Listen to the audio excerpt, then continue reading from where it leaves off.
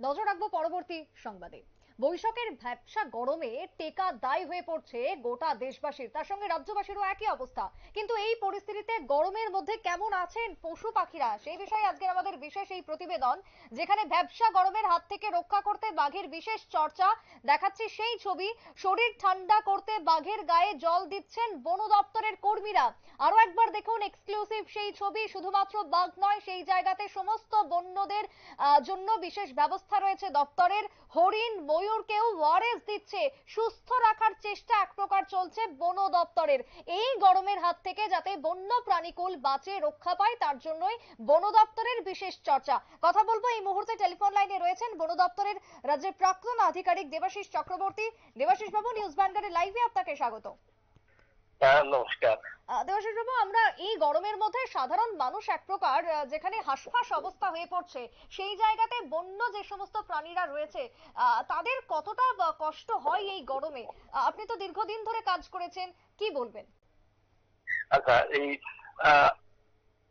গরমটা সম্বন্ধে একটু প্রথমে বলিনি যে 1982 তো এই সিচুয়েশনটা হয়েছিল, এটা এফেক্ট অফ এল নিনো, যেটা সামুদ্রিক একটা ওয়েভ পূব থেকে পশ্চিমে আসে। এটা আমাদের সমস্ত পৃথিবীকে ঠান্ডা রাখছে।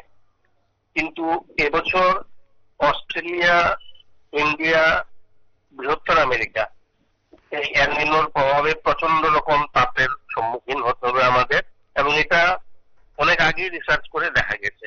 তার মধ্যে আরেকটা ব্যাপারও ঢুকে যায় যে এই যে উষ্ণায়নের ব্যাপারটা, এটার জন্য কিন্তু আমরাই দায়ী। এই উষ্ণায়নের কার্বন ডাই অক্সাইড বা অন্যান্য গ্যাসের যে নির্গত গ্যাসের জন্যই আজকে উষ্ণায়নের ফলে আমাদের এই অবস্থাটা। তো দেখুন, বিভাগ কি করে যে আপনি যেটা বললেন যে জল দিচ্ছে, অন্যরকম মেডিসিন দিচ্ছে বা সাপ্লিমেন্ট দিচ্ছে, সেটা চিড়িয়াখানাতে সম্ভব, এটা করা হয়, সব চিড়িয়াখানাতে এটা করা হয়। কিন্তু বিভাগ এমনিতে সংরক্ষিত বনাঞ্চলে যেটা মেনলি করে থাকে সেটা হচ্ছে আপনার ওয়াটার হোলস বা জলাধার তৈরি করে আর্টিফিশিয়ালি, আর সল্ট লেক আমরা বলি, লবণের পিণ্ড দিয়ে দেওয়া হয় যাতে এই ঘাটতিটা পূরণ করা যায়। এবং এই জলাধারগুলোকে সময় সময়ে পরিপূর্ণ করে রাখতে হয়।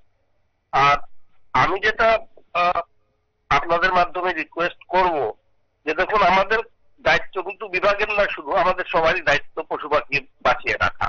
তো আমরা যেটা করতে পারি, আমাদের বাড়িতে ধরুন ব্যালকনিতে হোক, আমাদের সামনে পটিতে হোক বা বাগানে হোক, মাটির ঘোড়াতে যদি আমরা বিভিন্ন জায়গায় জল রাখি, কারণ এখন ক্রাইসিসটা কিন্তু বা প্রয়োজনীয়তাটা জলেরই হবে পশু পাখি সবারই।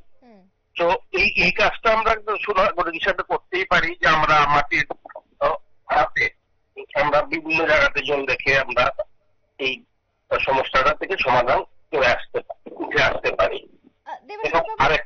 সেই জায়গায় দাঁড়িয়ে আমরা যে ছবি আমাদের সংগ্রহে এসেছে, আমরা পার্শ্ববর্তী রাজ্যের বিভিন্ন চিড়িয়াখানার ছবি এই মুহূর্তে পেয়েছি, যেখানে পশু পাখিদেরকে স্নান করানো হচ্ছে, ওআরএস দেওয়া হচ্ছে। সেই জায়গায় আমাদের এই রাজ্যের সিপাহীজলা যে অভয়ারণ্য রয়েছে, সেখানে কি কি ব্যবস্থা করা হয় জেনারেলি এই গরমের মধ্যে?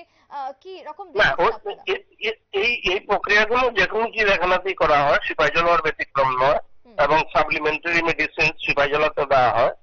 এটা আমি যখন চাকরি দিয়েছিলাম তখনও দেখেছি, এখনো এটা চলছে, এটা কোনো ব্যতিক্রম নয়। কিন্তু আমাদের ভাবতে হবে বৃহত্তর প্রাণী বা পশু পাখি জগতের জন্য। সেই জন্য আমি বলছি যে আমরা সুনাগরিক হিসাবে এটা আমাদের দায়িত্বের মধ্যে পড়ে যে আমরা এই মরশুমে আমরা বাড়ির চারিপাশে কয়েকটা মাটির ঘোড়াতে জল রাখি, পাখিদের জন্য মেনলি, ছোটখাটো পশুদের জন্য। এটা আমাদের করা উচিত। মানুষের জন্য আমরা দেখেছি যে এই গরমে খাদ্যাভ্যাসের জন্য একটা বিশেষ তালিকা তৈরি করে দেন চিকিৎসকরা। পশু পাখিদের জন্য কি এই গরমের আলাদা করে খাদ্যাভ্যাস রাখতে হয়? না, এটা চিড়িয়াখানাতে সম্ভব, কিন্তু ন্যাচারালি কি হয়, নেচার নিজে এটা টেক কেয়ার করে। সেজন্য আমরা যে বেসিক সাপ্লিমেন্টটা যদি দিই, জলটা যদি আমরা সাপ্লাই করতে পারি, তাহলে কিন্তু আমরা অনেকটা উপকার পেলাম। আর বাকিটা ন্যাচারাল সিস্টেমেই কিন্তু এটা হয়। আর আপনি যেটা বললেন বা বিভিন্ন স্টেটের চিড়িয়াখানাতে যেটা হয়, সেটা আমরা বিশেষ নিতে পারি, বিকজ চিড়িয়াখানাটা একটা ছোট্ট গন্ডির মধ্যে, একটা ছোট্ট পরিসরের মধ্যে আমরা পশু পাখি থেকে রাখছি, ওদেরকে বিশেষ ব্যবস্থা নেওয়া যেতে পারে। কিন্তু বিস্তীর্ণ বনাঞ্চলে তো এটা নেওয়া যাবে না। সেজন্য আমরা যেটা করতে পারি, আমরা বাড়ি ঘরের চারিদিকে, আমি আগেও যেটা বললাম যে কয়েকটা পাত্র জল থেকে পশু পাখিদের একটু সাহায্য আমরা করতে পারি। আর বিভাগ যেটা করছে বিস্তৃত বনভূমিতে জলাধার তৈরি, এটা তো বিভাগের কাজ চলতেই থাকে। আমি এই প্রসঙ্গে আর একটা কথা একটু আপনাদের বলবো যে আমার এই আজকের গরমে একটা অভিজ্ঞতা, যে আমি ছাতা নিয়ে এই পাশের দোকানে গেছিলাম, দরদর করে ঘামছিলাম, কিন্তু আমার পাশে দেখলাম এক ভদ্রলোক একটা গাছের নিচে বসে আছেন, বয়স্ক ভদ্রলোক, উনি ঘামছেনও না, দিব্যি হাওয়া এনজয় করছেন। তো মূল ব্যাপারটা কিন্তু দাঁড়ায় ওই জায়গাতে গাছ কাটা।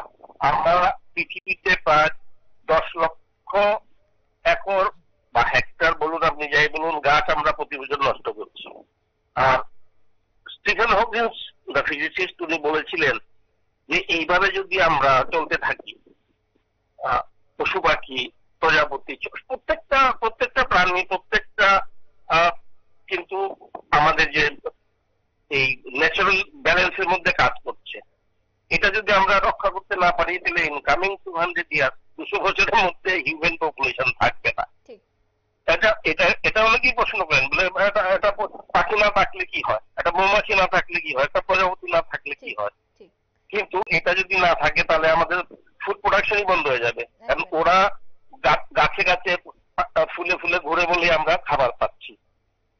আর এই দেখুন, এই পরিস্থিতিটার জন্য কিন্তু আমরা নিজেদের দায়ী করতে হবে। আর আমরা এই গাছ, আমি যে একটু আগে বললাম যে গাছ লাগাবো কেন, গাছ লাগাবো তো আমার প্রয়োজনে, বিভাগের প্রয়োজনে না। বিভাগ তো তার কাজ করে যাচ্ছে, কিন্তু আমার তো বাঁচতে হবে। সেজন্য আমার মনে হয় যে আমরা সবাই মিলে, বিভিন্ন ক্লাব আছে, বিভিন্ন পাড়া আছে, এবং আমরা নিজস্ব ভাবে গাছকে রক্ষা করা আমাদের দরকার। কারণ এটা যদি করতে না পারি তাহলে কিন্তু এই টেম্পারেচারটাকে কন্ট্রোল করার কোনো রাস্তা নেই। কারণ আমি আপনাদের বলি যে ইথিওপিয়া কিন্তু 400 বছর আগে এরকম ছিল না। Ethiopia was full of trees. কোন এক লোভী মহারাজা কিং 90% গাছ কেটে ফেলে দিয়েছিলেন। তারপরে কি হলো, ইথিওপিয়ার অবস্থা আমরা সবাই জানি। এই রিসেন্টলি আপনার কেপটাউন ডিক্লেয়ার করেছে যে আমাদের আর জল দিতে পারবো না, গভর্নমেন্ট ডিক্লেয়ার করেছে যে আমরা খাবার জল আর দিতে পারবো না। তো এই অবস্থা থেকে আমাদের বেরিয়ে আসতে হবে। তবে একটা সুখবর আমি বলে রাখি, যে G7 মিটিং এর পর প্রায় 90টা দেশের কর্ণধাররা ঠিক করেছেন যে আমরা 2030 থেকে কর্মসূচি নেব, এবং 2050-র মধ্যে আমরা নেচার পজিটিভ আর্থ ফিরিয়ে দেব, এবং এটা করতে হবে আমাদের স্বার্থে। প্রকৃতিকে রক্ষা করার দায়িত্ব আমাদের স্বার্থে, এটা বন বিভাগের স্বার্থ নয়, এটা আমাদের নিজস্ব স্বার্থে। একেবারে তাই। দেবাশিস বাবু, অনেক ধন্যবাদ আপনাকে টেলিফোন লাইনে থাকার জন্য। Thank you very much. কথা বলছিলাম বন দপ্তরের প্রাক্তন আধিকারিক দেবাশিস চক্রবর্তীর সঙ্গে। তবে হ্যাঁ, একটা বিষয় ঠিক যে প্রত্যেককে অঙ্গীকারবদ্ধ হতে হবে গাছ লাগানোর জন্য। শুধুমাত্র এই গরমে যে পশু পাখিরা কষ্ট পাচ্ছে, মানুষজন কষ্ট পাচ্ছে তা নয়, এবং এই কষ্টের পেছনে কারণটা কি সেটাকেই আমাদেরকে খুঁজে বের করতে হবে। সেই জায়গাতে দেখলে বোঝা যায় যে গাছ এখন বর্তমান সময়ে কতটা কমে গেছে, আর এর পেছনে দায়ী সাধারণ মানুষ, আমরাই। তাই গাছকে লাগাতে হবে, অঙ্গীকারবদ্ধ হতে হবে এই প্রকৃতিকে রক্ষা করার জন্য, তাহলেই সুস্থ থাকবে, বেঁচে থাকবে প্রাণীকুল। ছোট্ট বিরতির পর ফিরবো, সঙ্গে থাকুন।